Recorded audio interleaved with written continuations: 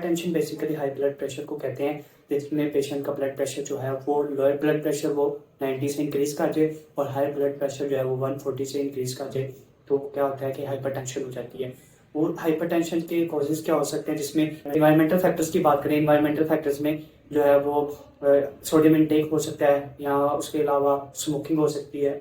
या उसके अलावा स्ट्रेस हो सकता है। अब स्ट्रेस करता क्या है, अगर कोई पेशेंट जो है वो स्ट्रेस लेता है, उसमें एक हार्मोन्स रिलीज होते हैं, जिसमें जो स्ट्रेस हार्मोन होते हैं, कॉर्टिसोल हार्मोन होता है, वो रिलीज होता है, जो कि आगे सिंपैथेटिक नर्वस सिस्टम को एक्टिवेट करता है, फाइट और फ्लाइट कंडीशन को एक्टिवेट करता है, जिसकी वजह से क्या होता है कि ब्लड प्रेशर जो है वो इंक्रीज हो जाता है। अगर सोडियम इंटेक ज़्यादा ले रहे हैं तो सोडियम की जो कंसंट्रेशन होती है वो बॉडी में ज़्यादा हो जाती है और उसकी वजह से ब्लड प्रेशर इंक्रीज होना शुरू हो जाता है। अगर ओबेसिटी की बात करें तो ओबेसिटी में जो है डिफरेंट किस्म की बीमारियां आ सकती हैं, जिसमें अगर आप ये कहें कि उसका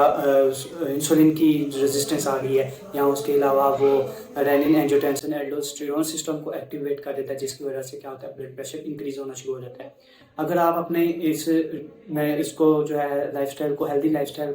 बना देंगे, अनहेल्दी एक्टिविटीज़ को ख़त्म करेंगे, ये सारी जितनी भी अनहेल्दी एक्टिविटीज़ है, तो आप जो है वो ब्लड प्रेशर से या जो हाई ब्लड प्रेशर है जिसको हाइपरटेंशन कहते हैं उससे ख़त्म कर सकते हैं। इसकी मैनेजमेंट क्या है, इसकी मैनेजमेंट में सिम्टोमेटिक ट्रीटमेंट भी आता है और एसिम्टोमेटिक ट्रीटमेंट भी आता है। सिम्टोमेटिक ट्रीटमेंट ये होता है कि आपको जिस चीज़ की